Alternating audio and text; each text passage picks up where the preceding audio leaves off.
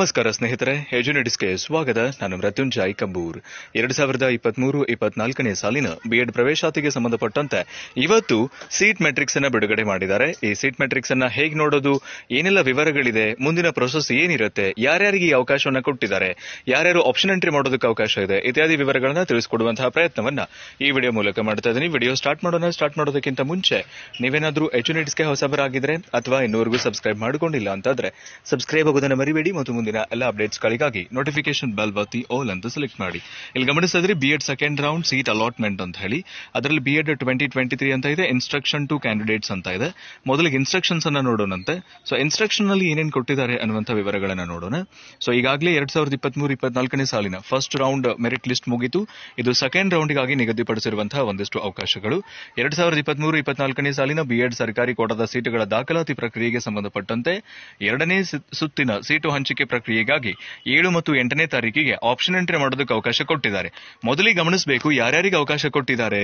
ಎರಡನೇ ಸುತ್ತಿಗೆ ಹೊಸದಾಗಿ ಮೂಲ ದಾಖಲಾತಿ ಪರಿಶೀಲನೆಯಾದ ಅಭ್ಯರ್ಥಿಗಳು, ಅಂದ್ರೆ ಮತ್ತೊಂದು ಸೆಕೆಂಡ್ ಎಲಿಜಿಬಲ್ ಲಿಸ್ಟ್ ಅನ್ನ ಬಿಟ್ಟಿದ್ರಲ್ಲ, ಸೆಕೆಂಡ್ ಎಲಿಜಿಬಲ್ ಲಿಸ್ಟ್ ನಲ್ಲಿ ಯಾರು ವೆರಿಫಿಕೇಶನ್ ಮಾಡಿಸಿದ್ರು ಅವರಿದ್ದಾರೆ. ಹಾಗೆ ಮೊದಲನೇ ಸುತ್ತಿನ ಆಯ್ಕೆ ಪಟ್ಟಿಯಲ್ಲಿ ಸಂಸ್ಥೆ ಹಂಚಿಕೆಯಲ್ಲಿ ದಾಖಲಾತಿ ಹೊಂದದೆ ಮುಂದಿನ ಸುತ್ತಿಗಾಗಿ ಅಂದ್ರೆ ಕಾಲೇಜನ್ನ ರಿಜೆಕ್ಟ್ ಮಾಡಿಕೊಂಡು ಅಪ್ಡೇಟ್ ಫಾರ್ ಸೆಕೆಂಡ್ ರೌಂಡ್ ಅಥವಾ ಸೆಕೆಂಡ್ ರೌಂಡ್ ಕಂಟಿನ್ಯೂ ಆದಂತವರು ಕೂಡ ಇದ್ದಾರೆ. ಹಾಗೆ ಡಬಲ್ ಸ್ಟಾರ್ ಮಾರ್ಕ್ ಬಂದವರನ್ನು ಕೂಡ ಪರಿಗಣಿಸಿದ್ದಾರೆ. ಮತ್ತೆ ಫಸ್ಟ್ ಒಂದು ದಾಖಲಾತಿ ಪರಿಶೀಲನೆ ಪೂರ್ಣಗೊಂಡು ಮೊದಲನೇ ಸುತ್ತಿನಲ್ಲಿ ಹೆಸರು ಇಲ್ಲದೆ ಇರೋರು, ನಿಮ್ದು ಆಲ್ರೆಡಿ ಡಾಕ್ಯುಮೆಂಟ್ಸ್ ವೆರಿಫಿಕೇಶನ್ ಆಗಿತ್ತು, ಎಲಿಜಿಬಲ್ ಲಿಸ್ಟ್ ನಲ್ಲೂ ಹೆಸರಿತ್ತು, ಬಟ್ ಫಸ್ಟ್ ಮೆರಿಟ್ ಲಿಸ್ಟ್ ನಲ್ಲಿ ಕಾಲೇಜು ಸಿಕ್ಕಿರಲಿಲ್ಲ, ಡಬಲ್ ಸ್ಟಾರು ಬಂದಿರಲಿಲ್ಲ, ಹೆಸರೇ ಇರಲಿಲ್ಲ ಅನ್ನೋರು ಯಾರಿದ್ದೀರಿ ಅವರನ್ನು ಕೂಡ ಪರಿಗಣಿಸಿದ್ದಾರೆ. ಒಟ್ಟು 4 ರೀತಿಯ ಅಭ್ಯರ್ಥಿಗಳನ್ನ ಇಲ್ಲಿ ಪರಿಗಣಿಸಿದ್ದಾರೆ. ಸೊ ಈ 4 ಜನಕ್ಕೂ ಕೂಡ ಈಗ ಆಪ್ಷನ್ ಎಂಟ್ರಿ ಮಾಡೋದಕ್ಕೆ ಅವಕಾಶ ಇದೆ.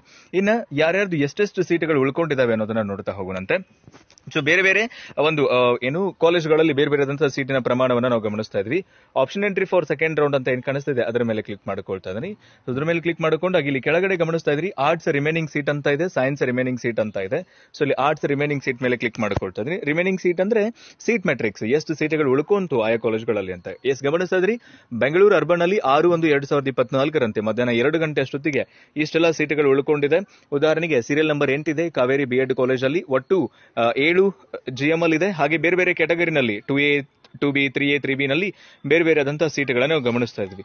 ಸೊ ಒಟ್ಟಾರೆಯಾಗಿ ಬಹುತೇಕ ಸೀಟುಗಳು ಅರ್ಧ ಪೂರ್ಣಗೊಂಡಿರುವಂತದ್ದು, ಇನ್ನೂ ಅರ್ಧ ಸೀಟುಗಳು ಖಾಲಿ ಇದಾವೆ. ಸೊ ಗಮನಿಸ್ತಾ ಇದ್ರಿ ಇಷ್ಟೆಲ್ಲ ಸೀಟುಗಳಿದೆ.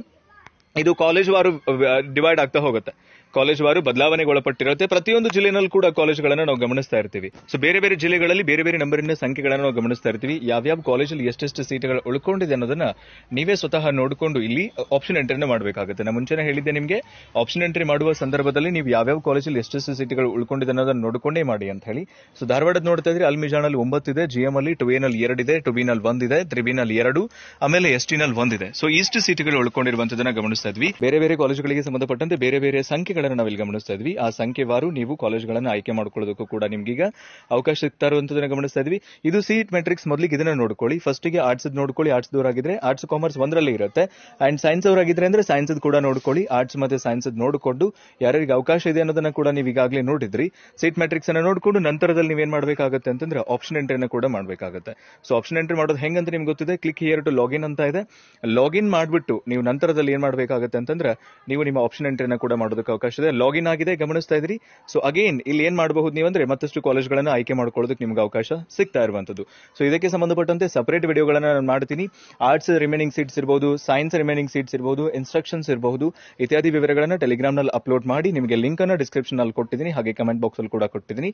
ಡೌನ್ಲೋಡ್ ಮಾಡ್ಕೊಳ್ಳಿ. ಆರಾಮಾಗಿ ಯಾವ್ಯಾವ ಕಾಲೇಜಲ್ಲಿ ಎಷ್ಟೆಷ್ಟು ಸೀಟ್ಗಳು ಇದೆ ಅನ್ನೋದನ್ನ ನೋಡಿಟ್ಕೊಳ್ಳಿ. ನಂತರ ನಾನು ನಿಮಗೆ ಹೇಗೆ ಅದನ್ನ ಆಪ್ಷನ್ ಎಂಟ್ರಿ ಮಾಡಬೇಕು, ಹೇಗೆ ಇನಫ್ ಕಾಲೇಜ್ಗಳನ್ನ ಆಯ್ಕೆ ಮಾಡಿಕೊಳ್ಬೇಕು ಇತ್ಯಾದಿ ವಿವರಗಳನ್ನ ಅತಿ ಶೀಘ್ರದಲ್ಲಿ ಆ ಎಲ್ಲ ಮಾಹಿತಿಗಳನ್ನು ಹಂಚ್ಕೊಳ್ತೀನಿ ಅಂತ ಹೇಳ್ತಾ ವಿಡಿಯೋ ಉಪಯೋಗಕಾರಿಯಾಗಿದೆ ಅಂತ ಭಾವಿಸಿಕೊಂಡು ವಿಡಿಯೋನ ಎಂಡ್ ಅಪ್ ಮಾಡ್ತಾ ಇದ್ದೀನಿ. ಮತ್ತೊಂದು ಪ್ರಮುಖ ಮಾಹಿತಿಯೊಂದಿಗೆ ಮತ್ತಷ್ಟು ವಿವರಗಳೊಂದಿಗೆ ನಿಮ್ಮನ್ನ ಭೇಟಿ ಮಾಡ್ತೀನಿ. Thank you so much. Have a good time.